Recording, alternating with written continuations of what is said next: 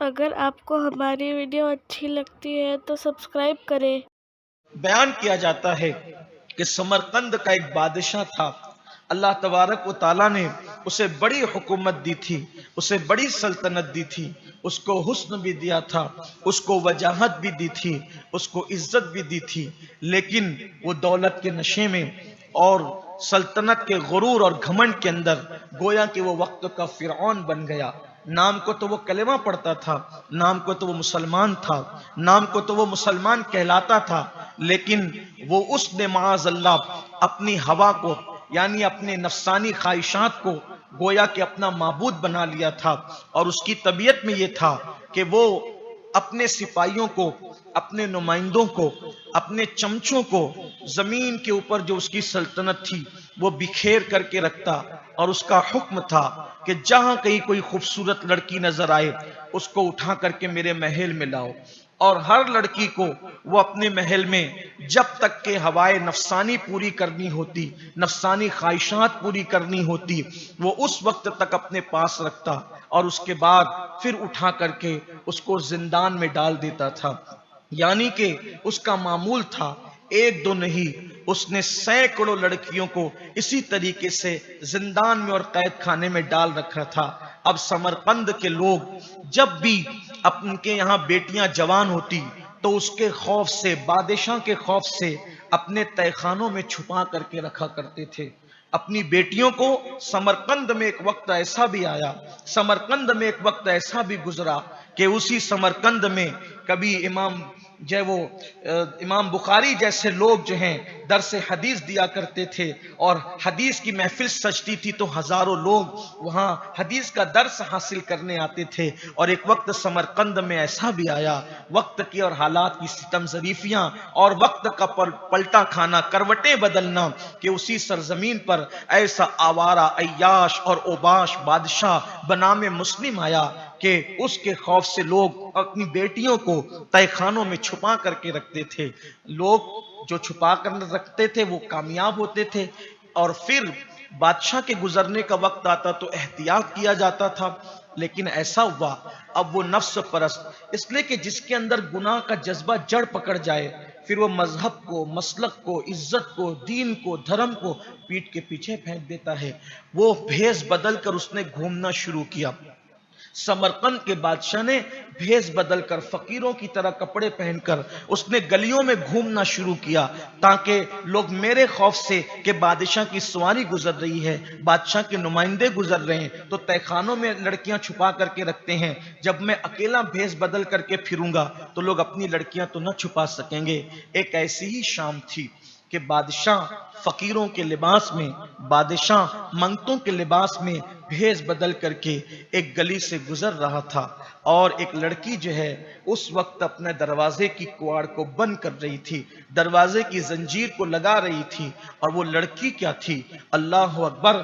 اس کے حسن کے مطابق اگر بیان کرنے کے لیے کسی کا دل چاہے تو وہ رئیس القلم علامہ ارشد القادری رحمت اللہ علیہ کے جملوں میں اس کو یوں کہہ سکتا تھا، وہ ایسی مہجبین تھی، ایسا لگتا تھا جیسے آسمان کا چاند زمین پہ اتر آیا ہو، اس کے چہرے کی خوبصورتی ایسی تھی جیسے کسی نے چاندی کا گازا اس کے چہرے پہ مل دیا ہو، ایسی حسین و جمیل، یوں لگتا تھا کہ جیسے حسن کی ملکہ ابھی ابھی زمین پر اس نے قدم رنجانی کی ہے، ایسی خوبصورت۔ بادشاہ نے جیسے اس لڑکی کو دیکھا پاگل ہو گیا، اس کے دل پر بجلی سی گری، اور اس نے اس گھر کا نشان لگایا، اور گھر کا نشان لگا کر کے اس نے پھر ایک مرتبہ اس لڑکی کو اسی نگاہ سے دیکھا، اور پھر وہ وہاں سے چل دیا۔ جب وہ اپنے محل میں داخل ہوا، اس کا وزیر اور اس کے جو مخصوص چمچے تھے تو ان لوگوں نے جو ہے اس سے کہا، کیا ہوا بادشاہ سلامت، جہاں پناہ عالم پناہ، معاملہ کیا ہے؟ تو کہا، حیرت ہے، ہمارے شہر کے اندر समरकंद में ऐसी माजबीन रहती है, ऐसी खूबसूरत कि मैंने कभी नहीं देखी। मैंने उस लड़की को क्या देखा, मेरे दिल का आलम ज़ेरो ज़बर हो गया। वो हुस्न की मलका तो मेरे हरम सराय में होना चाहिए, लेकिन वो किसी के घर के अंदर है। एक काम करो, जितनी जल्दी हो सके मुझे राहत पहुंचाओ, मुझे आराम पहुंचाओ और वो लड़की को मेरे हरम में दाखिल करने की कोशिश करो। बात ये होती है, जब किसी के पास ताकत आ जाए, इक्तिदार आ जाए, माल आ जाए, तो लोग ये नहीं देखते कि अल्लाह की फर्मा बरदारी है या अल्लाह की नाफरमानी है।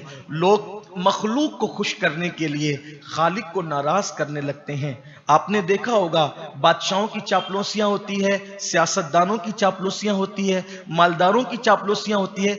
एक जुमला याद रखना, किसी मर्द दरवेश, किसी मर्द कलंदर ने जुमला कहा था, मखलूक को खुश करने के लिए खालिक को कभी नाराज न करना, इसलिए कि खालिक जिससे नाराज होता है मखलूक उससे कभी राजी नहीं होती। इसलिए मखलूक को राजी करने वाले और खालिक को नाराज करने वाले, उनका हाल ये है, वो दुनिया में भी नुकसान उठाते हैं और आखिरत में भी नुकसान उठाते हैं। जब उसके वजीर को पता चला कि बादशाह को कोई लड़की पसंद आ गई, निशान लगा दिया गया, तो वजीर ने कहा, जहां पना हम तो आपके लिए एक लड़की क्या है, ये माजबीन क्या है, ये खूबसूरत लड़की क्या है, हम तो आसमान के तारे भी अगर आप तोड़ कर लाने का हुक्म दें तो आपके कदमों की राहगुजर बना दें आसमान के तारों को। चापलूसियों की उसने हद की और उसने कहा, आप बताएं तो सही कि आखिर वो माजबीन है किस पर्दे में छुपी हुई। उसने बताया, फला फला मकाम पर, फला फला इलाके में मैंने उसको घर का दरवाजा बंद करते देखा है। बस इतना ही था। ऐसे में जो है वो बादशाह के कारिंदे उसके दरवाजे पर पहुंचे। दरवाजे पे दस्तक हुई, दरवाजे पे दस्तक होनी थी, दरवाजा खुला। एक बूढ़ा आदमी दरवाजा खोलता है और उसके बाद बादशाह के सिपाही कहते हैं, अभी इसी वक्त आपको बादशाह ने तलब किया है अपने महल में और अपने दरबार में। उसका पूरा वजूद कांपा। उसने कहा, ठीक है तुम चलो, मैं अभी आया। बादशाह का हुक्म था, बादशाहत थी, बुलाया गया था। जैसे ही वो दरवाजा बंद करके अंदर की तरफ आया, चेहरे का रंग फक हो चुका था, चेहरे का रंग उतर चुका था। खूबसूरत सी महजबीन भतीजी ने अपने चचा से पूछा, चचा आपका रंग फक क्यों हो गया है, आपका रंग क्यों उड़ गया है? कहा, बेटी इस वक्त बादशाह ने मुझे अपने दरबार में तलब किया है। उसने कहा, हाय अल्लाह, ये क्या हो गया? बादशाहों का तलब करना शर से खाली नहीं होता, लेकिन चचा आप अल्लाह उसके रसूल पे भरोसा करें, जाएं, अल्लाह खैर का मामला करेगा, मैं आने तक आपका इंतजार करूंगी। और बहादुर जुरतमंद भतीजी ने दरवाजे तक अपने चचा को पहुंचाया और कहा, अपना ख्याल करना और आप जो है वो बहुत होशमंदी के साथ हर सवाल का जवाब देना, मैं आपको अल्लाह के सुपुर्द करती हूँ। बूढ़ा जैसे ही महल में दाखिल हुआ, क्या देखा, इस्तकबाल के लिए लोग कतार लगा करके खड़े थे।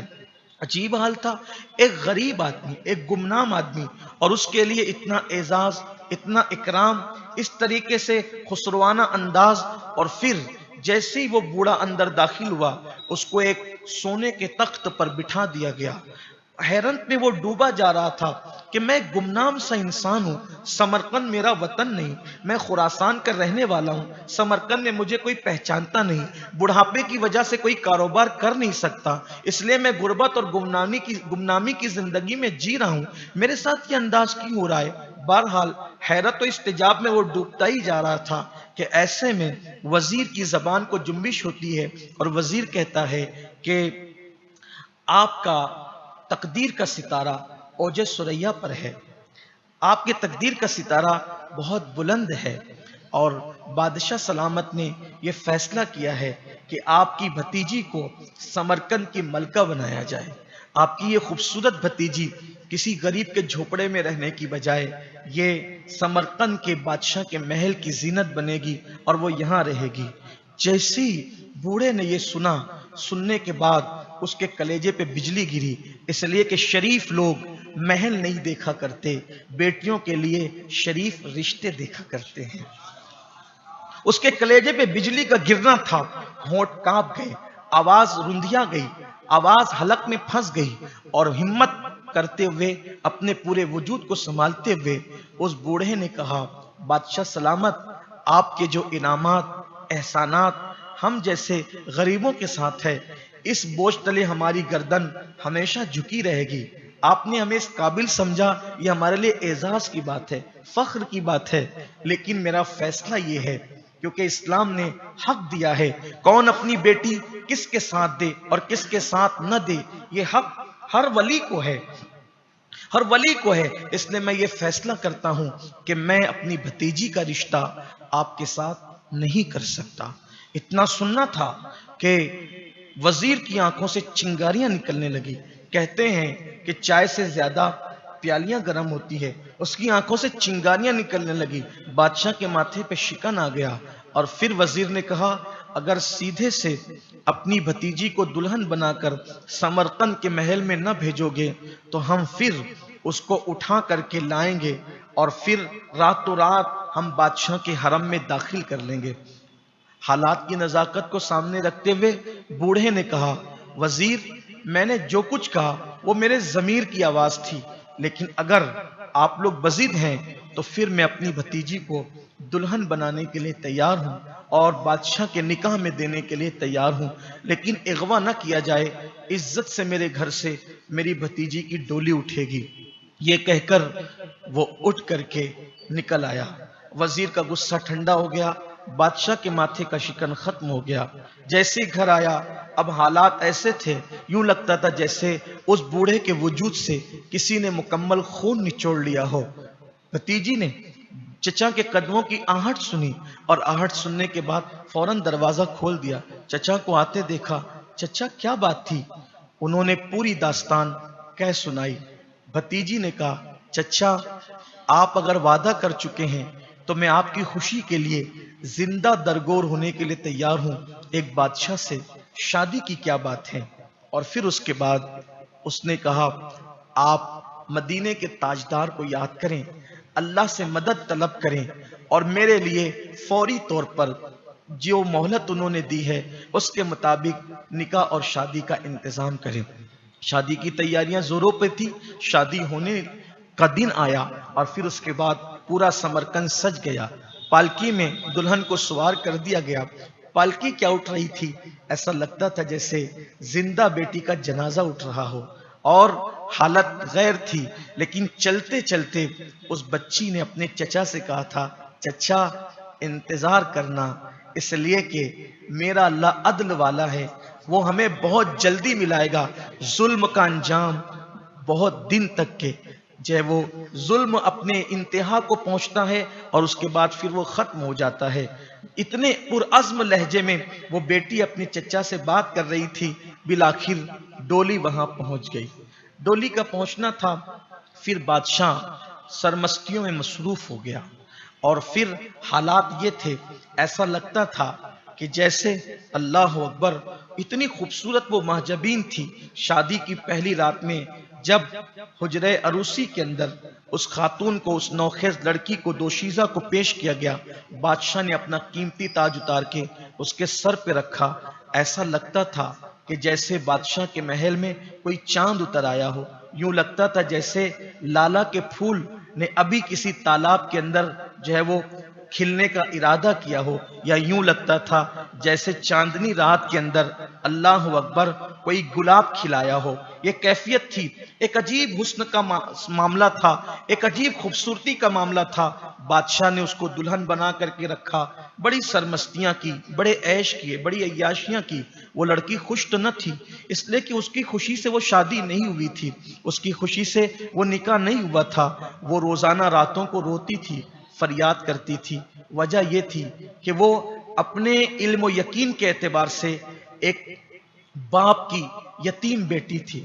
ماں بھی انتقال کر چکی تھی, اور اس کے علم و یقین کے اعتبار سے اس کا باپ بھی انتقال کر چکا تھا. اور پھر وہ چچا کے ساتھ سمرقند میں رہتی تھی, اور وہ روزانہ رو رو کر کے راتوں کو دعائیں کرتی تھی, اللہ نجات کی کوئی راہیں پیدا فرما, اللہ نجات کا کوئی انتظام فرما. ایسے میں 6 مہینے گزرنے کو آئے تھے. 6 مہینے گزرنے لگے تھے.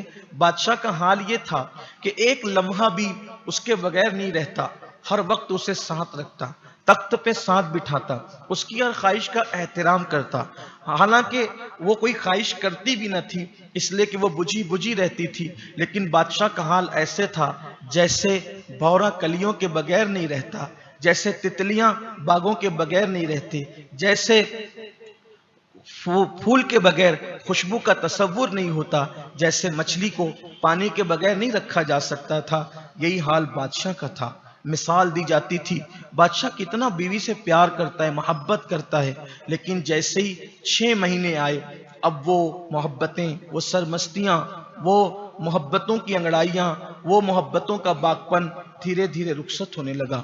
ایسا لگا جیسی چاندنی راتیں جو ہے وہ اللہ اکبر گہناتی جا رہی ہے، ایسا لگتا تھا جیسے سورج کی کرنوں کو کسی نے گہن کی طرف موڑ دیا ہے، ایسا لگتا تھا جیسے گلستان کی بہاروں کو کسی نے خزاں کی طرف موڑ دیا ہے۔ اب نہ وہ محبت ہے، نہ وہ پیار ہے، نہ وہ الفت ہے۔ ایک دن بات سامنے آئی، آج بادشاہ کچھ دن کے لیے شکار کے لیے روانہ ہوں گے۔ ایسے میں ایک کنیز آتی ہے اور آنے کے بعد اس 6 مہینے کی نئی نویلی دلہن کے سامنے ایک بات رکھتی ہے، بی بی جی میں دیکھتی ہوں کہ آپ راتوں کو عبادت کرتی ہے، آپ تہجد پڑھتی ہے، آپ دعائیں مانگتی ہے، روتے روتے آپ کے آنسو پوچھتے پوچھتے آپ کا آنچل بھیگ جاتا ہے، آپ کے تقوی، آپ کی پرہیزگاری اور آپ کی خدا رسیدی کی بنیاد پر پورا محل آپ کا معتقد ہو گیا ہے۔ ایک آپ کے اعتقاد کی بنیاد پر میں محل کا ایک راز سربستہ آپ پر کھولنا چاہتی ہوں۔ میں بادشاہ کی بڑی چہیتی کنیز ہوں اور یہ بات محل میں میرے سوا کسی کو نہیں پتا ہے۔ آپ جانتی ہیں کہ آپ سے پہلے بھی بادشاہ کی بیویاں ہوئی ہے، لیکن ان کا انجام کیا ہوا آپ کو پتا ہے؟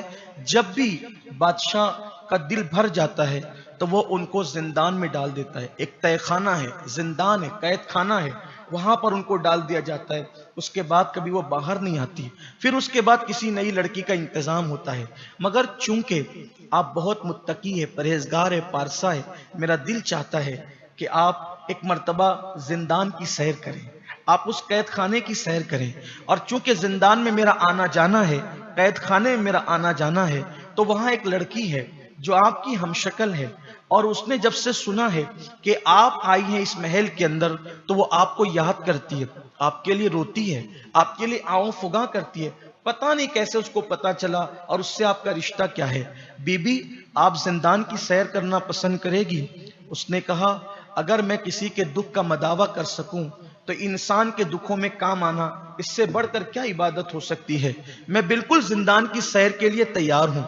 اس نے کہا بادشاہ سلامت، عالم پناہ شکار کے لیے جانے والے ہیں، اس کا فائدہ اٹھا کر میں نصف شب کے بعد آپ کو زندان کی سیر کرانے کے لیے لے جاؤں گی۔ اور اس کے بعد اس کی باتوں میں وہ آ گئی، اس کا دل اس طرف کھنچنے لگا، اس کے دل سے کھوک اٹھنے لگی کہ اتنی ساری لڑکیاں، اتنی ساری عورتیں ایک زندان میں بے قصور قید ہیں، تہہ خانے کے اندر بند ہے، ان کے ساتھ یہ ظلم ہے کہ میں ان کو چھڑا سکتی ہوں، میں ان کے لیے کچھ کر سکتی ہوں۔ اس کو یہ زوم تھا، اس کو یہ خیال تھا کہ بادشاہ میری بات نہ کاٹے گا، نہ ٹالے گا، ہو سکتا ہے میں کسی کا مداوع کر سکوں۔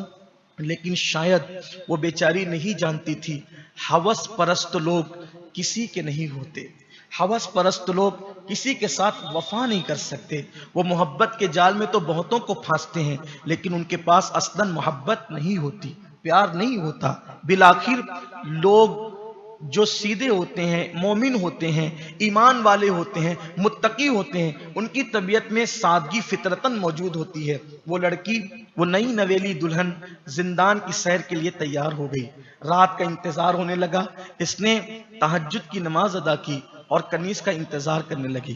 کنیز آئی اور چپکے سے ہاتھ میں مشعل لیا اور زندان کی سیر کے لیے روانہ ہو گئی۔ جیسے ہی ٹیڑے ترچے راستوں سے اور اندھیرے راستوں سے زندان کے زینے اندر تہہ خانے کی طرف وہ اترنے لگی، چلتے چلتے ایک مقام آیا۔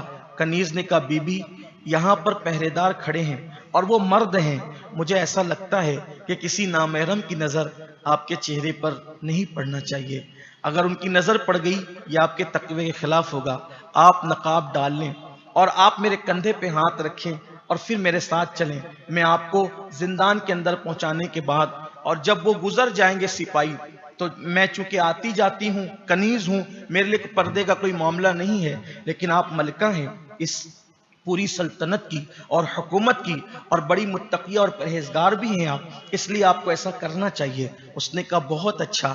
اس نے چہرے پر نقاب کیا ڈالا، آنکھوں پر بھی گویا کہ پردہ ڈال دیا، کنیز کے کندھے پہ ہاتھ رکھ کر اس کے سہارے سے وہ چلنے لگی۔ خدا معلوم وہ کہاں جا رہے تھے، کسے پتا تھا کہ وہ کس طرف سفر کر رہے تھے۔ بالآخر ایک دستک ہوئی اور اس کے بعد دروازہ کھلنے کی آواز آئی، اور پھر اس کے بعد اس نے زندان کے اندر قدم رکھا۔ قدم رکھنے کے بعد کہا بی بی اپنے چہرے سے نقاب ہٹا دے۔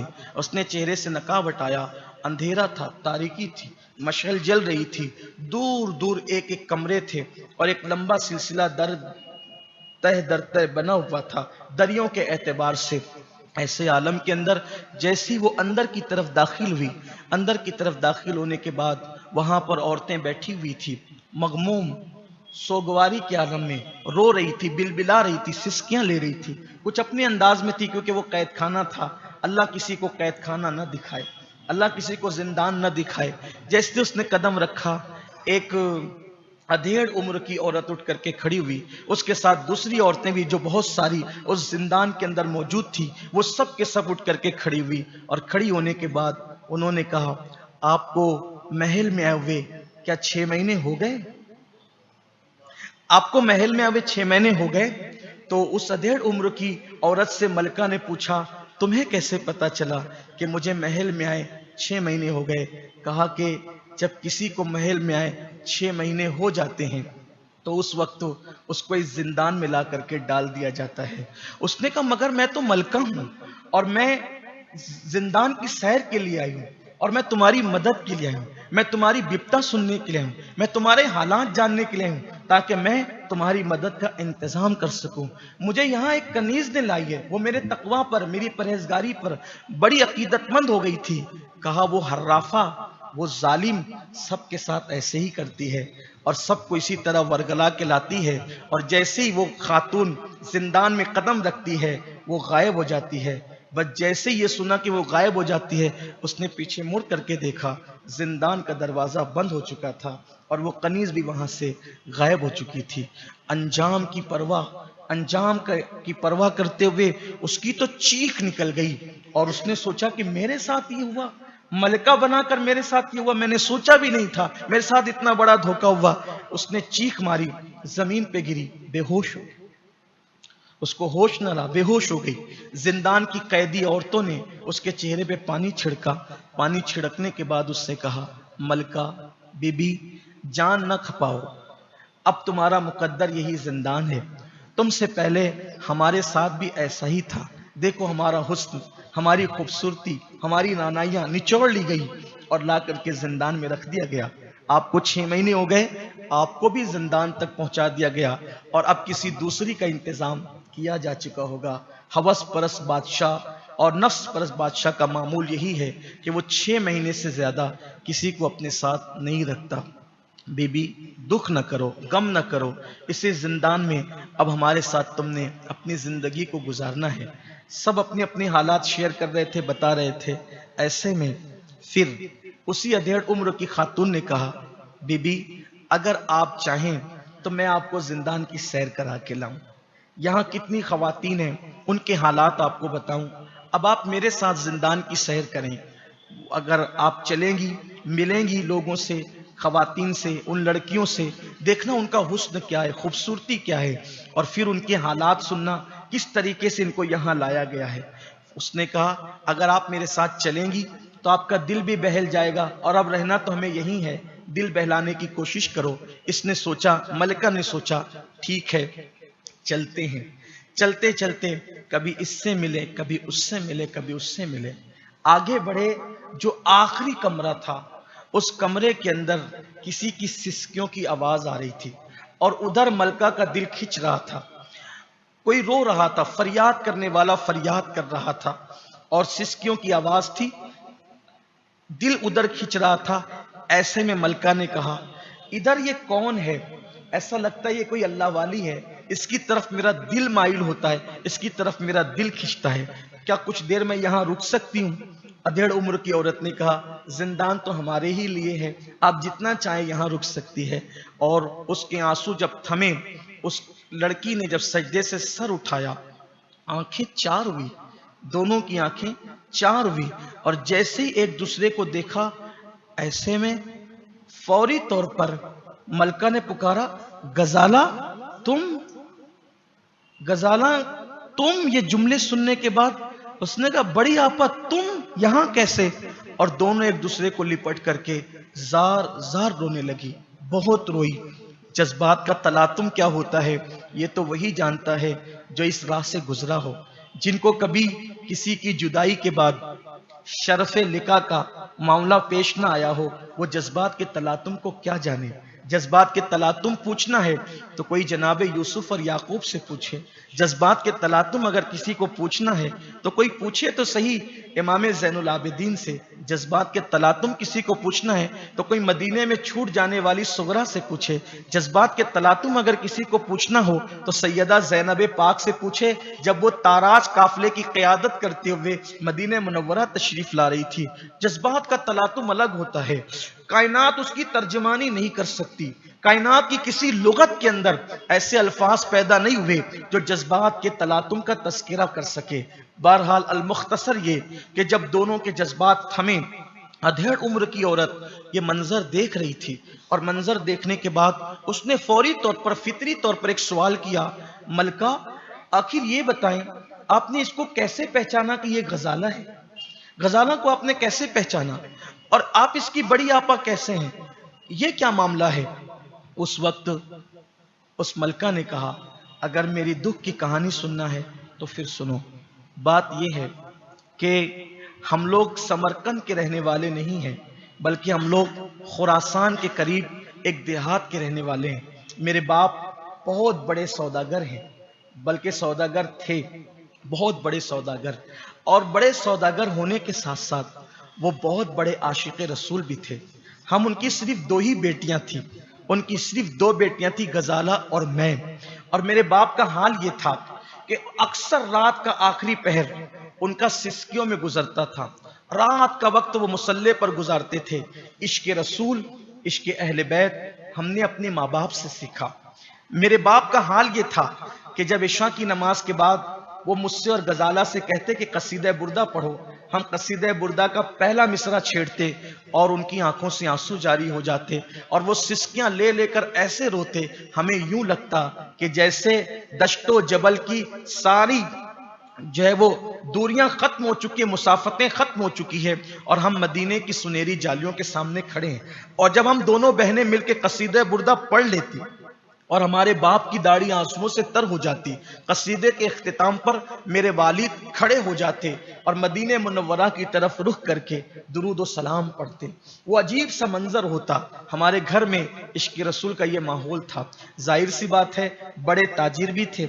माँ के हवाले से तो हम दोनों बहनें बचपन ही में यतीम हो गए थे, लेकिन बाप की शफकतें, बाप का प्यार, बाप की तरबियतें, बाप ने इश्क रसूल और इश्क अहले बैत में हमें ऐसा रंग दिया था कि अब हमारी तबीयत भी बाप की तरह ढल गई थी।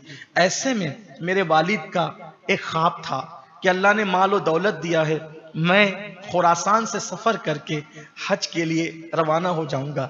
हज के बाद रोज़े रसूल की हाजिरी के लिए जाऊंगा और दिल की तमन्ना, दिल की कलियां जो मुरझाई हुई है वो खिल जाएगी।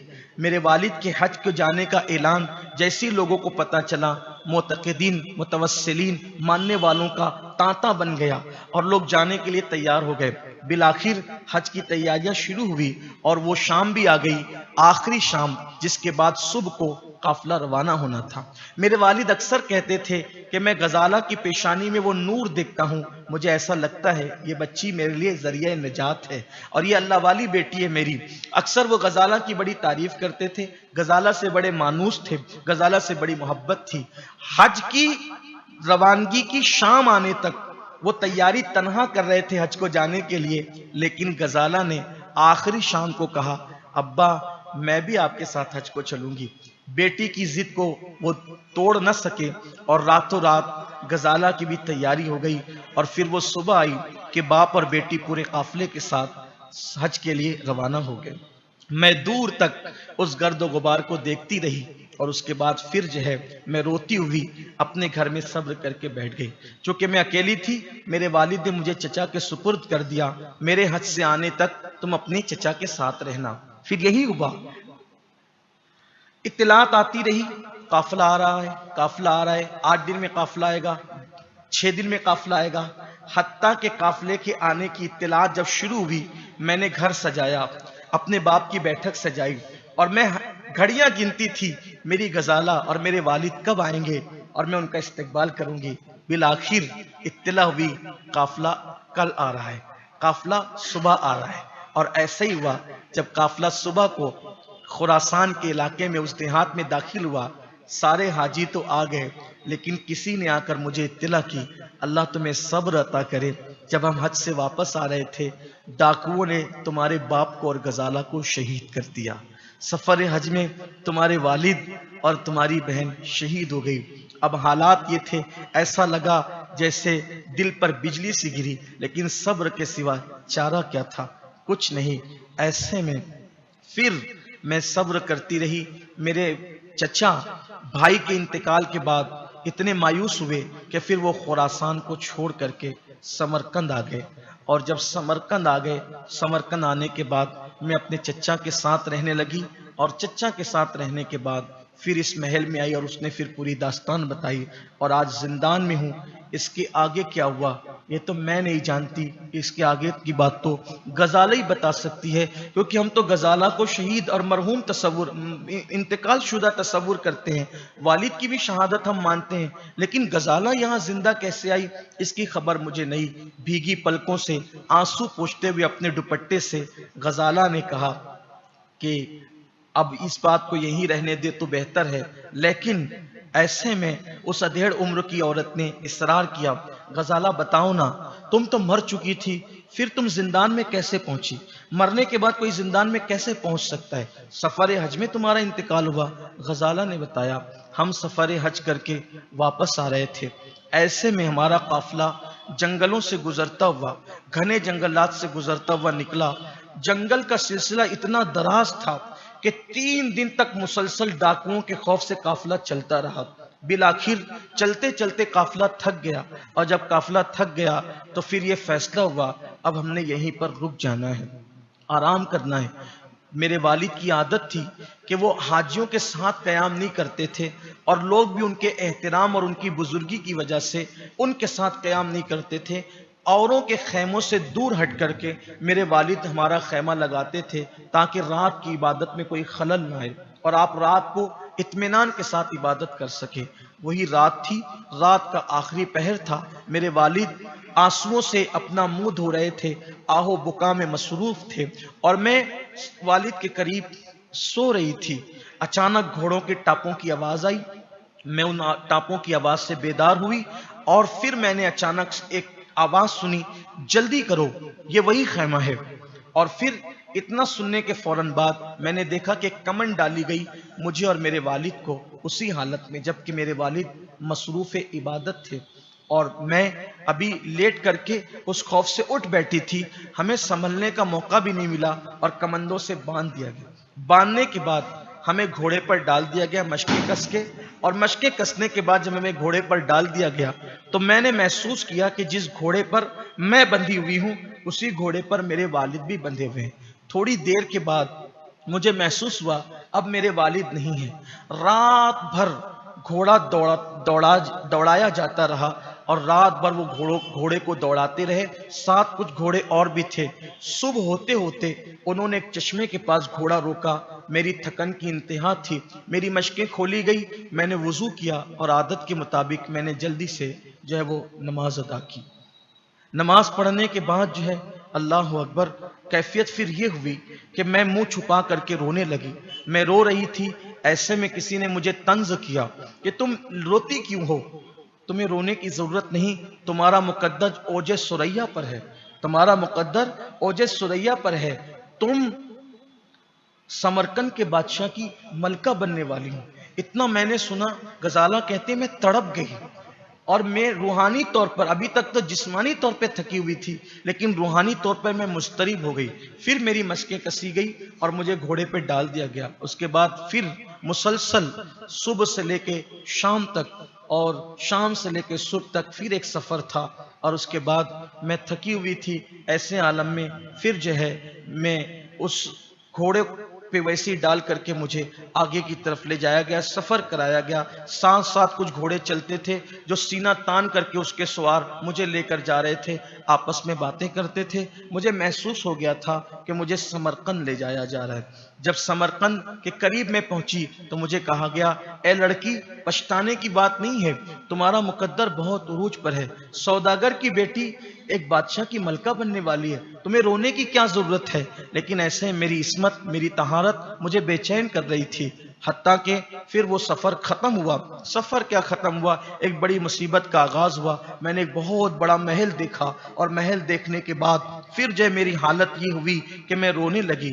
پھر یہ ہوا کہ مجھے میرا گھوڑے کو کسی کے ہاتھ کر دیا گیا. اور پھر جب میں محل کے اندر داخل ہوئی تو میں نے دیکھا کہ چند کنیزوں نے مجھے اتارا, مجھے کھولا, اور کھولنے کے بعد پھر مجھے ایک کمرے میں بٹھا دیا گیا. مجھ سے کہا گیا, آپ روتی کیوں ہیں, آپ گڑ گڑاتی کیوں ہیں, آپ آہیں کیوں بھرتی ہے, تمہیں نہیں پتا تم سمرقند کے بادشاہ کی ملکہ بننے والی ہو. اس نے غزالہ نے کہا, میں ان کو کوئی جواب نہیں دیتی تھی, میں صرف روتی تھی. باپ سے عشق رسول ورثے میں ملا تھا اور میں مدینہ منورہ کی طرف رک کر کے بار بار فریاد کرتی تھی اور میں کہتی تھی, کون سی دیر ہے مدد آنے میں, امداد آنے میں کون سی تاخیر ہے. ایسے میں ایک کنیز آئی اور اس نے کہا, جلدی سے اس کو تیار کرو, دلہن بناؤ, اس لیے کہ بادشاہ سلامت حجرہ عروسی کے اندر انتظار کر رہے ہیں, جلدی کرو, تاخیر نہ کرو. انہوں نے کہا, ہم اس کو تیار کرنا چاہتے ہیں تو کوئی بات ہی نہیں کرتی, یہ تو تیار ہی نہیں ہوتی. اس نے کہا, ٹھیک ہے, میں ابھی دوسرا حکم لے کر آتی ہوں. تھوڑی دیر کے بعد آئی اور چند کنیزیں ساتھ میں لے کر آئی. ایسے عالم کے اندر اس نے کہا کہ اس کو پکڑ کر کے دلہن بناؤ. چاروں طرف سے مجھے پکڑ لیا گیا, میرے کپڑے نکال لیے گئے, زبردستی مجھے دلہن بنایا گیا. اور اس کے بعد میں دل ہی دل میں کہہ رہی تھی, آخر میرے ناموس کا سودا ہو رہا ہے اور مدینے سے کوئی مدد نہیں آتی, اللہ کی طرف سے کوئی امداد نہیں اترتی. میں خاموش فریادی تھی اور میرے آنسو ٹپ ٹپ بہتے تھے. بالآخر جب مجھے دلہن بنا دیا گیا, ایسے عالم کے اندر میں چیخ پڑی اور چیخنے کے بعد میری حالت یہ ہوئی کہ میں سوچ رہی تھی کہ کہیں ایسا تو نہیں کہ جو غیبی امداد کی داستان ایک منزل آتی انسان کی زندگی میں, اللہ نہ کرے کسی کی زندگی میں آئے. غزالہ کہتی ہے, جب انہوں نے مجھے دلہن بنا لیا اور وہ اٹھانے کی تیاری کر رہے تھے مجھے وہاں لے جانے کے لیے, تو میرا یقین متزلزل ہونے لگا, میرا یقین شک میں تبدیل ہونے لگا اور میرے ذہن کے اندر یہ شکوک و شبہات شیطانی وسوسے کی شکل میں آنے لگے کہ میرے باپ نے مجھے جو غیبی امداد کی داستانیں جو سنائی تھی, کیا وہ صرف من گھڑت قصے تھے, وہ من گھڑت کہانیاں تھی معاذ اللہ, کیا وہ جھوٹی باتیں تھی جو میرے والد نے مجھے سنائی تھی. یہ کہتے ہوئے میں رو رہی تھی اور میں بار بار آسمان کی طرف دیکھتی تھی اور کہتی تھی کہ اس وقت میری مدد مدینے سے کیوں نہیں آتی, احکم الحاکمین کے محبوب کی طرف سے میری امداد کیوں نہیں ہوتی, کیوں نہیں آسمان سے مدد نازل ہوتی ہے, کیا غیبی امداد کی داستان ایسے فرضی ہوا کرتی ہے. میں یہی سوچ رہی تھی. ایسے میں میری چیخ نکلی اور میں بے ہوش ہوئی. مجھے ہوش آیا تو مجھے پتا چلا رہا سہاں سنگھار بھی میرا پورا کر دیا گیا تھا اور اب مجھے اٹھا کر کے بادشاہ کے سامنے لے جانے کی تیاری پوری ہو گئی تھی. ایسے میں بے ساختہ میری زبان سے چیخ نکلی, یا رسول اللہ, فاطمہ کا واسطہ میری عزت بچا لیجئے. بس جیسی میری زبان سے یہ چیخ نکلنا تھی, یا رسول اللہ, فاطمہ کا واسطہ میری آبرو بچا لیجئے, ایسے میں کہ مجھے نہیں پتا چلا کہ کیا ہوا اور محل کے اندر ایک ہنگامہ بپا ہوا. ہنگامہ کیا بپا ہوا, وہ کنیزوں نے مجھے چھوڑ دیا. میں جان نہ سکی کہ کیا ہوا. البتہ کسی نے آ کر کے اتنا کہا کہ بادشاہ سلامت دلہن کا انتظار کر رہے تھے, ایک کالے رنگ کے بچھو نے بادشاہ کو ڈس لیا ہے اور بادشاہ माहिए बे आप की तरह, यानी जैसे बगैर पानी के मछली तड़पती है ऐसे तड़प रहे हैं, इसको अभी छोड़ो, जल्दी से तबीबों को बुलाओ और इलाज का इंतजाम करो। उन्होंने मुझे छोड़ दिया। पूरे महल का नक्शा ही बदल चुका था।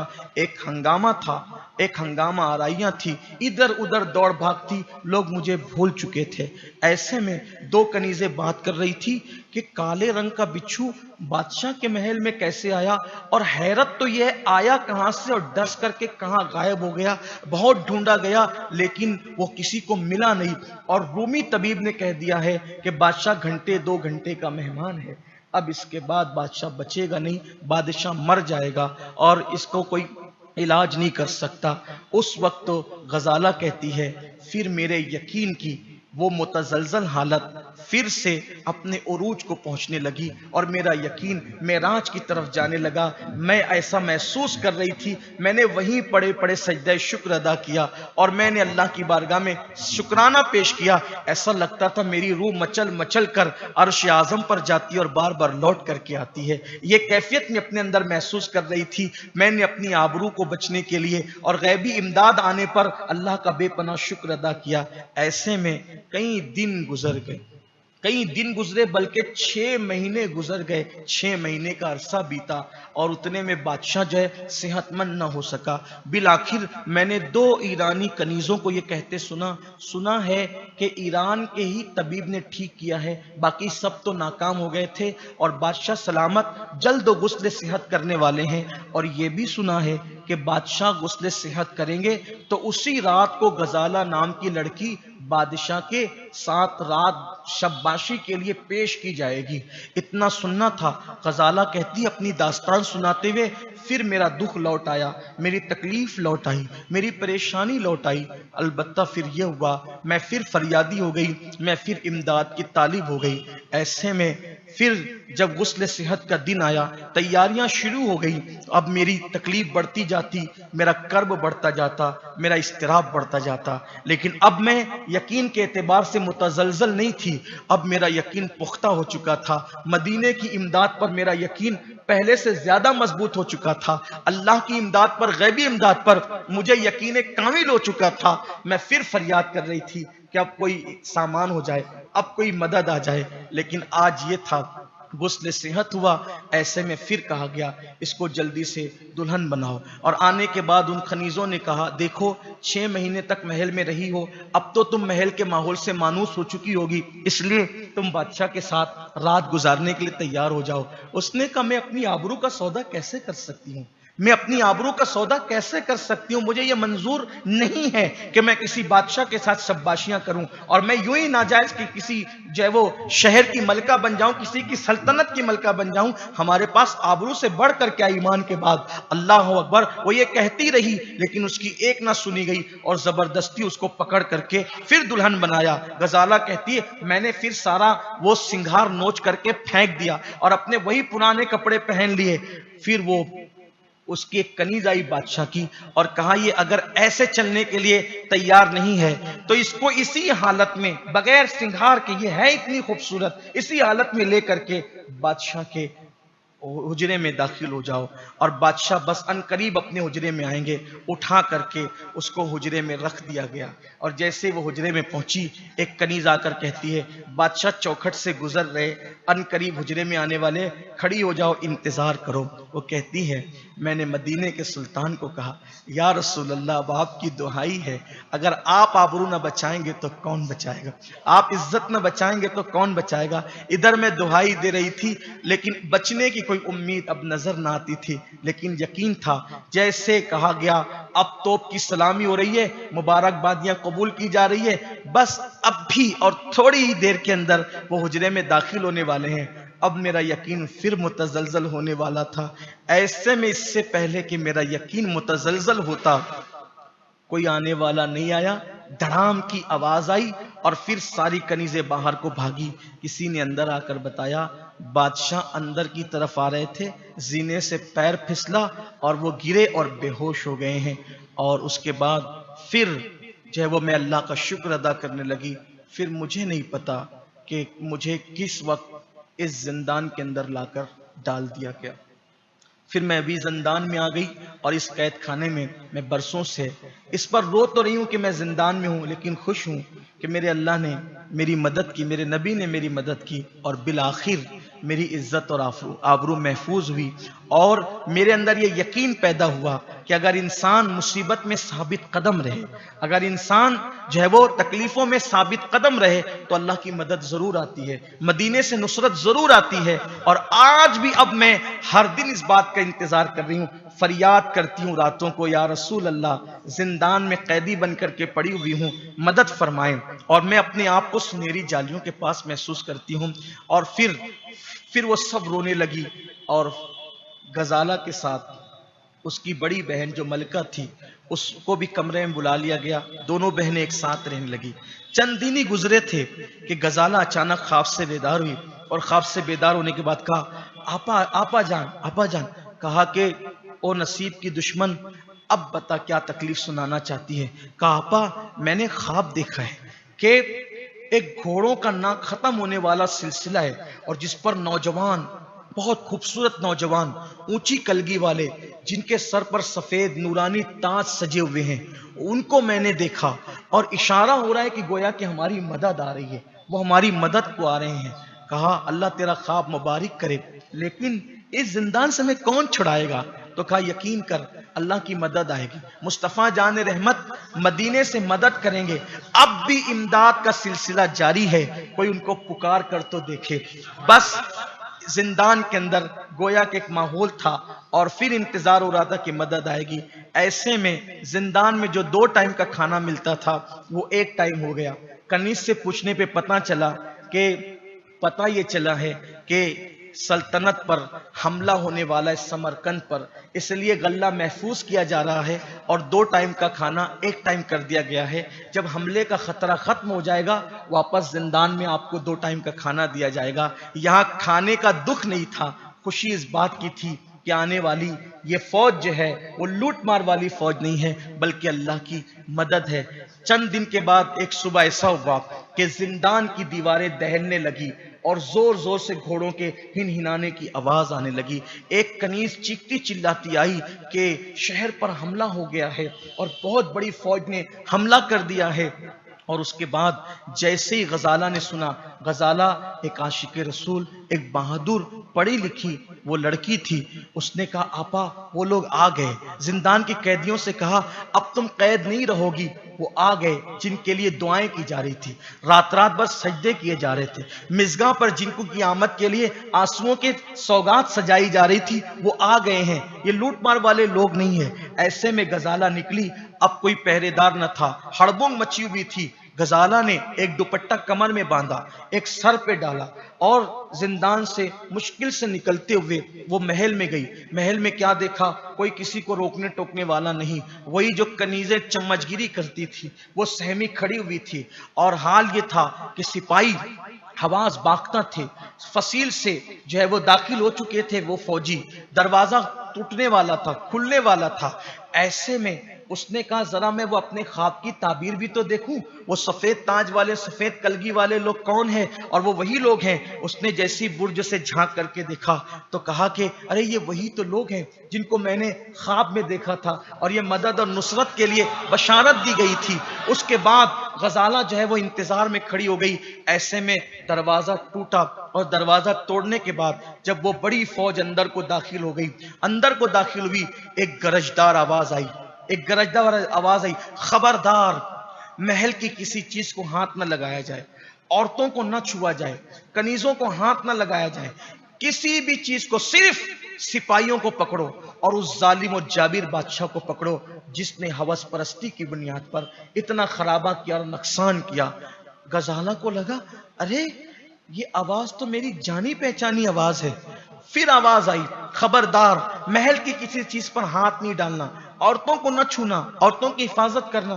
ارے آواز تو یہ میرے ابا کی آواز ہے، لیکن ابا تو انتقال کر چکے ہیں، ابا تو شہید ہو چکے ہیں۔ قرآن میں کہ شہیدوں کو زندگی ملتی ہے، لیکن ایسی بھی کوئی زندگی؟ جیسی وجود کو دیکھا تو سامنے باپ تھے، اس کے والد تھے، وہی خراسان کا سوداگر جس کی یہ بیٹی تھی وہی تھا۔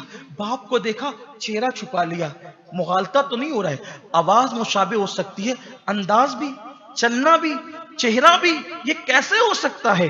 ایسے میں اس کو فوراً خیال آیا، جب میری ماں کا انتقال ہو رہا تھا، بڑی آپا اور ہم دونوں بچیاں تھی، ماں نے انتقال کے وقت اپنی یاقوت کی، چونکہ سوداگر تھے، یاقوت کی انگوٹھی اتار کر نشانی کے طور پہ اپنے شوہر کی کانی انگلی میں پہنا دیا تھا۔ تو ابا ہمیشہ اس کو کانی انگلی میں پہنے رہے تھے اور وہ یاقوت کی انگوٹھی تھی، تو یہ ابا ہی ہیں، وہ انگوٹھی تو دیکھ لوں، کیونکہ ابا تو ہمارے علم اور ایقان میں انتقال کر چکے ہیں، شہید ہو چکے ہیں، ڈاکو نے قتل کر چکے ہیں۔ تو جیسے ہی وہ انتظار کر رہی تھی کہ وہ انگوٹھی دیکھے، وہ گرجتے ہوئے گیا اور جب واپس پلٹ کر آیا وہ انگوٹھی چمکی، چمکنے کے بعد غزالہ نے آواز لگائی ابا، جیسی آواز لگائی اس نے سوداگر نے پلٹ کر کے بیٹی لپٹا کر کے دونوں ایک دوسرے سے روتے رہے، اور اس کے بعد کہا کہ ابا آپ یہاں کیسے، آپ تو شہید ہو چکے تھے۔ کہا بیٹی میں شہید نہیں ہوا تھا، انتقال نہیں ہوا تھا، مجھے میرے نبی کی مدد نے بچایا، لیکن یہ داستان بہت طویل داستان ہے بیٹی، یہ داستان بتانے کا وقت نہیں، اس وقت میری دو ذمہ داریاں بڑی ہے، ایک تو یہ کہ تمہاری بڑی بہن کو تلاش کر لوں، اور دوسرا اس ظالم بادشاہ کو میں جب تک کیفر کردار تک نہ پہنچاؤں گا اس وقت تک میں چین سے نہیں بیٹھ سکتا، مجھ پر کھانا پانی حرام ہے، میں کچھ نہیں کھاؤں گا، کچھ نہیں پیوں گا جب تک اس ظالم بادشاہ کو کیفر کردار تک نہ پہنچاؤں۔ تم تو مل گئی ہو بیٹی غزالہ، تمہاری بڑی بہن کو بھی ڈھونڈنا ہے۔ غزالہ نے کہا ابا وہ زندان میں ہے، اور بھی ساری قیدی عورتیں ہیں، تم زندان کا راستہ جانتی ہو؟ ہاں میں جانتی ہوں لیکن صحیح سے نہیں جانتی ہوں، کسی کنیز کو ساتھ لیتی ہوں۔ کنیز کو ساتھ لیا، زندان میں گئی اور چلانے لگی آپا آپا، ابا آ گئے، ابا انتقال شدہ نہیں ہے، وہ زندہ ہے۔ ملکہ ہنسنے لگی، یہ اس کا بچپنا ابھی تک نہیں گیا۔ جیسے زندان کا دروازہ کھلا، اس کی بہن نے اپنے باپ کو دیکھا، لپٹ کر کے رونے لگی، وہ جذبات کا پھر وہی تلاطم تھا، ابا آپ تو انتقال کر چکے تھے، آپ یہاں کیسے؟ اور بیٹی یہ داستان بڑی طویل ہے، ابھی اس کو رہنے دو۔ اس کے بعد سب کو زندان سے باہر کیا اور کہا آج کے بعد تم سب آزاد ہو، تم پر جو ظلم کیا گیا تھا، ظالم طاغوت جو ہے اس وقت کیفر کردار کو پہنچنے کو ہے، وہ قیدی بنایا جا چکا ہے، اس کے ہاتھوں میں ہتھکڑیاں ہیں، اس کے پیروں میں بیڑیاں ہیں، جاؤ تم سب آزاد ہو۔ اور پھر کہا سب غلام آزاد ہیں، سب کنیزیں آزاد ہیں، سوائے ان کنیزوں کے جو بادشاہ کی چمچہ گیری اور دلالی کرتی تھی۔ اور اس کے بعد پھر بادشاہ کو پکڑ لیا گیا۔ آج سب خوش تھے کہ وہ سارے زندان کی قیدیاں آزاد ہو چکی تھی، ماحول آزاد تھا۔ سمرقند کے لوگ جو ڈرے اور سہمے ہوئے تھے، جب اللہ اکبر دوسری صبح نمودار ہوئی تو اس وقت بادشاہ کو ہتھکڑیاں پہنا کر اور اس کے پیروں میں بیڑیاں ڈال کر، اس کے گلے میں توق ڈال کر کے اس کو لا کر کے کھڑا کیا گیا اور سب کو کہا گیا۔ پھر اس سوداگر نے اعلان کیا لوگوں حاضرین سنو، دیکھو ظلم کا انجام کیا ہے، نفس پرستی کا انجام کیا ہے، عورت پرستی کا انجام کیا ہے، حسن پرستی کا انجام کیا ہے، اللہ کے ساتھ بغاوت کرنے کا انجام کیا ہے، دولت کی وجہ سے غرور کرنے کا انجام کیا ہے۔ دیکھ لو اپنے طاغوت کو، اور اب تم پر اس نے ظلم کیا، تمہاری بیٹیوں کے ساتھ اس نے بلاکاریاں کی، تمہاری بیٹیوں کی آبروئیں لوٹی، بغیر نکاح کے اتنے لوگوں کو اپنے حرم میں رکھا اور ان کو زندان میں ڈالا، انہیں قیدی بنایا، حسن پرستی کے لیے اس نے لوگوں کی عزت کی، آبرو کی پرواہ نہیں کی۔ آج تم اس کے منہ پہ تھوکنا چاہو تو تھوکو تاکہ لوگ اس کی ذلت دیکھیں۔ سب نے بیک آواز کر کے کہا اے اللہ کے بندے، اے مرد درویش، اللہ نے تجھے اس کے لیے سزا بنا کر بھیجا، اتنا ہی کافی ہے، تم خود اس کے لیے سزا مقرر کرو۔ اس نے کہا، سوداگر نے کہا میں گوشہ نشین درویش ہوں، میرا کام جنگ و جدال نہیں، لیکن اللہ نے اس کام کے لیے مجھے منتخب کیا۔ پھر اس نے سوداگر نے اعلان کیا جو آج ہر مالدار سن لے، ہر جوان سن لے، ہر نفس پرست انسان سن لے، دولت، حسن، طاقت کے نشے کے اندر عورتوں پر زیادتی کرنے والے سن لیں، گناہ کرنے والے سن لیں، ظلم اور جبر کرنے والے سن لیں، انجام کیا ہے ظلم کا۔ سوداگر نے اعلان کیا اس ظالم کو 4 گھوڑے منگائے جائیں، ایک سے ہاتھ، دوسرے سے دوسرا ہاتھ، تیسرے سے تیسرا ایک پیر، چوتھے سے دوسرا پیر، اور چاروں کو مخالف سمت میں دوڑا دیا جائے۔ تاکہ لوگ اس کا انجام دیکھیں. اور اس کے بعد پھر یہی ہوا، چاروں مخالف سمت میں دوڑا دیا گیا اور وہ ظالم و جابر بادشاہ اپنے انجام کو پہنچ گیا. اپنے انجام کو پہنچنے کے بعد اب غلغلہ تھا کہ آج سے سوداگر، خراسان کا سوداگر اس ملک کا بادشاہ ہے. سوداگر نے کہا نہیں، میں بادشاہ نہیں ہوں، بادشاہ کوئی اور ہوگا. اس نے عشاء کی نماز پڑھی، وظائف سے فارغ ہوا. غزالہ نے کہا بابا آپ کو بتانا ہوگا آپ زندہ کیسے ہیں، آپ تو شہید ہو چکے تھے اور میرا وقت ختم ہو رہا ہے.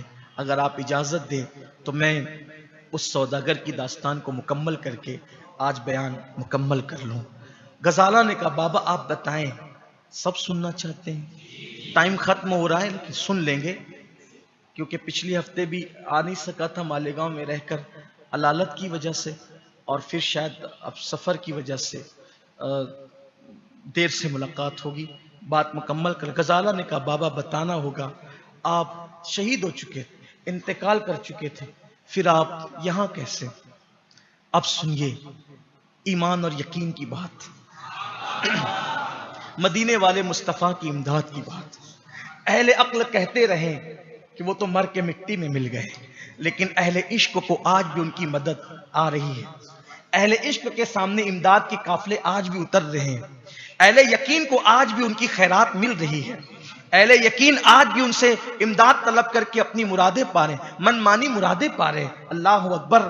پھر غزالہ کا باپ سوداگر خراسان کا کہتا ہے بیٹی غزالہ، جب ہمیں قیدی بنا لیا گیا اور پتہ نہیں وہ تمہیں کہاں لے کر کے گئے، اس سے تو میں ناواقف تھا، میں سمجھا میری غزالہ شہید ہو گئی. لیکن انہوں نے پھر مجھے لے گئے اور ایک بہت بڑے پہاڑ پر لے جانے کے بعد مجھے وہاں سے انہوں نے کھائی میں پھینک دیا. جب انہوں نے مجھے کھائی میں لڑکا دیا تو جیسی انہوں نے مجھے کھائی کی طرف کر کے دھکا دیا، میں نے کہا یا رسول اللہ، حضور میری مدد فرمائیں، اس وقت آپ کی امداد کے سوا کسی کی امداد نہیں آ سکتی ہے. میرے امام کہتے ہیں واللہ وہ سن لیں گے فریاد کو پہنچیں گے، واللہ وہ سن لیں گے فریاد کو پہنچیں گے. اتنا تو ہو کوئی کہ آہ کرے دل سے، فریاد امتی جو کرے حال زار میں، ممکن نہیں کہ خیر بشر کو خبر نہ ہو. میں نے کہا یا رسول اللہ میری مدد فرمائیں، اور یہ کہہ کر میں نے انہی کے سہارے آنکھیں بند کر لی. اتنی گہری کھائی تھی کہ میں جو ہے کھائی میں گرتا رہا، لڑکتا رہا، اور کھائی تو اتنی گہری تھی کہ میرے جسم کو پاش پاش ہو جانا چاہیے، مگر گرتے گرتے میں نے ان کا نام لیا، ایسا لگا جیسے کسی نے مجھے اپنے دامن میں تھام لیا. تمہارا نام خدا کا لطف ہوا ہوگا دستگیر ضرور، جو گرتے گرتے تیرا نام لے لیا ہوگا. ایسا لگا جیسے کسی نے مجھے دامن میں تھام لیا، اور پھر ایسا یوں لگا جیسے کسی نے مجھے غار کے دہانے پر رکھ دیا. میں نے آنکھ کھولی، مجھے کوئی چوٹ نہیں تھی، میں غار کے دہانے پر تھا. میں جیسے غار کے دہانے پہ پہنچا، صبح پھوٹ رہی تھی، میں پانی نہیں تھا، میں نے تیمم کیا، تیمم کر کے نماز پڑھی، اور اس کے بعد پھر میں باہر اجالا ہونے کے بعد نکلا تو میں نے دیکھا کوئی نیچے سے اوپر جانے کی سبیل نہ تھی. میں گھومتا رہا، راستہ ڈھونڈتا رہا، اور صبح سے شام تک راستہ ڈھونڈتے ہوئے کوئی راستہ نہ تھا. پھر میں واپس غار میں آ گیا. میں نے غار میں رہ کر ایسی تنہائی میں عبادت کی کہ زندگی میں عبادت کا وہ مزہ نہیں آیا جو اس غار کے اندر آیا. 1 دن 2 دن 3 دن 1 مہینہ پورا اس غار میں گزرا. ہر رات بس ایک ہی فریاد تھی، اے خاصان رسول وقت دعا ہے. یہ کیفیت ہوتی ہے. اور یاد رکھنا جب دل سے پکارو تو ہی مدد آتی ہے. نکلنے کی کوئی امید نہ تھی.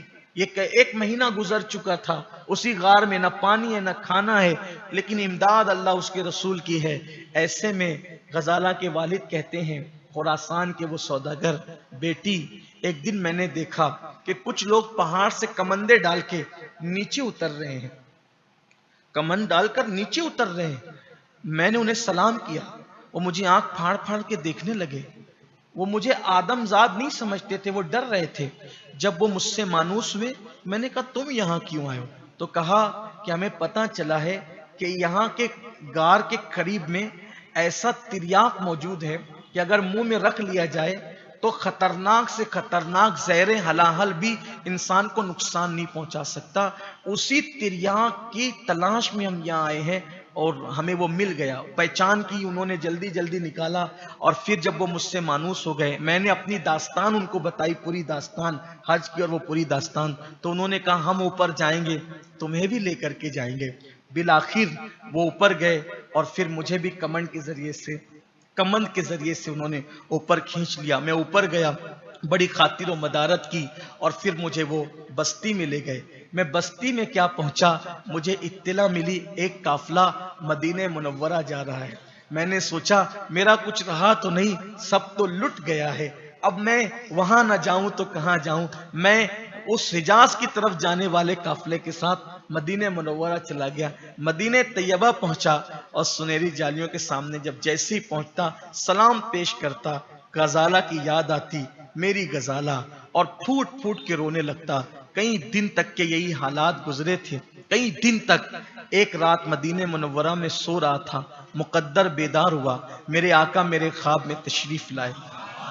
بس میری زبان پر غزالہ غزالہ اور غزالہ ہی تھی. حضور خواب میں تشریف لائے. آقا نے فرمایا جاؤ ترک میں، جاؤ ترکی میں، جاؤ ترکی کا بادشاہ قسطنطنیہ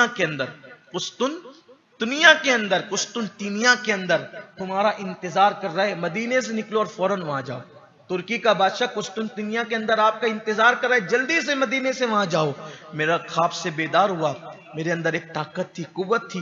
آخر مجھ گمنام سوداگر کا انتظار ترکی کا بادشاہ قسطنطنیہ میں کیوں کرے گا، میں سوچ رہا تھا. لیکن میرا یقین کہہ رہا تھا مدینے والے مصطفیٰ نے کہا ہے نا جانا ہے. مدینے کے تاجدار آقا نے کہا ہے جانا ہے، بس کیوں انتظار کر رہا ہے، وہاں جا کے پتا چلے گا. میں گھوڑا دوڑاتا رہا، اور جیسے میں قسطنطنیہ پہنچا تو میری ملاقات جو ہے وہ وہاں کے ایک سپاہی سے ہوئی. اس نے کہا جلدی جاؤ دارالخلافہ میں پہنچو، وہاں کا بادشاہ تمہارا انتظار کر رہا ہے. میں گھوڑا دوڑاتے ہوئے جیسی دارالخلافہ میں پہنچا تو کہہ رہا تھا ارے سوداگر تو کہاں تھا، میں تیرا انتظار کر رہا تھا. آپ میرا انتظار کر رہے تھے؟ کہا کہ مجھے تو حضور نے بتایا تو پتا چلا کہ آپ انتظار کر رہے، میں آ گیا. لیکن آپ انتظار کیوں کر رہے تھے؟ کہا آپ کو بتایا نا کہ قسطنطنیہ جانا ہے، اور مجھے خواب میں آ کر کے کہا کہ سوداگر کی بیٹی، میرے عاشق کی بیٹی غزالہ گم ہو گئی ہے، اور وہ سمرقند کے ظالم اور جابر بادشاہ کے تہہ خانے کے اندر قیدی ہے. فریاد ہو رہی ہے وہاں سے، اس لیے تم اس کے لیے لشکر فراہم کرو اور وہاں چڑھائی کرو. اور اس ظالم اور جابر بادشاہ کا وقت آ گیا اس کو ختم کرنے کا، اور وہاں اس کو فوج دو تاکہ وہ اس کو ختم کر کے اپنی بیٹی کو آزاد کرائے. جیسے ہی میں وہاں پہنچا کہ یہ لشکر لے کر کے جاؤ، اللہ کے رسول نے حکم دیا ہے، اور ساتھ ہی یہ بھی حکم دیا ہے غزالہ کو چھڑانا ہے، ظالم کو ختم کرنا ہے، اس طغیان کو ختم کرنا ہے، طاغوت کو ختم کرنا ہے. اور ان لشکر میں جانے والوں سے کہہ دو جو لشکر میں جائے گا وہ فتح اور کامرانی کے ساتھ واپس لوٹے گا. تو کہا یہ حضور علیہ السلام نے حکم دیا تھا. اور پھر حضور نے یہ بھی فرمایا جب فتح مل جائے گی اس ظالم کو قتل کر دینا اور اس کی جگہ کسی نیک دل انسان کو بادشاہ بنا کر رخصت ہو جانا. تو حضور کے حکم پر یہ سب کچھ ہوا. اب ہم جیت گئے. بیٹی میں یہاں کا بادشاہ نہیں رہنے والا، میں تو سوداگر ہوں. کسی نیک دل آدمی کو بادشاہت کے تخت پہ بٹھایا اور سوداگر اپنی بیٹیوں کو لے کر کے روانہ ہو گیا. یہ ہے تاریخ کا وہ واقعہ جس کو ہم نے آج زندان کے سیر کے نام سے بیان کیا. ہمارے لیے عبرت ہے. اگر حضور کا کوئی کلمہ پڑھ کے بھی زنا، ظلم اور زیادتی کرے، حضور اس کے خلاف فوجیں تیار کرواتے ہیں. اے میری قوم کے جوانوں، اگر طاقت اور قوت کے نشے میں پڑوسیوں پہ ظلم کرو گے، عورتوں پہ پاک کی نظر ڈالو گے، تو جیسے سمرقند کے بادشاہ کے خلاف حضور نے فوجیں تیار کروا دی، اس کے کلمہ پڑھنے کے باوجود تمہارا کیا انجام ہوگا اس کا خیال کرنا. اللہ ہم سب کو توفیق عطا فرمائے اور مدینے کے سرکار سے ہمارے رشتے کو اللہ مضبوط فرمائے. یہاں مظلوموں کو چاہیے کہ وہ اپنا رشتہ قلب حضور سے مضبوط رکھے. کوئی کتنا ہی بڑا طاقتور ہوگا، مدینے کی سرکار کو پکارو، ان کے وسیلے سے اللہ کو پکارو، انشاءاللہ مدد ضرور آئے گی. واللہ وہ سن لیں گے، فریاد کو پہنچیں گے. اتنا تو ہو کوئی کہ آہ کرے دل سے. بہت لمبی داستان کو میں نے شارٹ کرنے کی کوشش کی، اس میں کوئی غلطی ہو تو اللہ تعالیٰ معاف فرمائے. وما علینا الا البلاغ. السلام علیکم.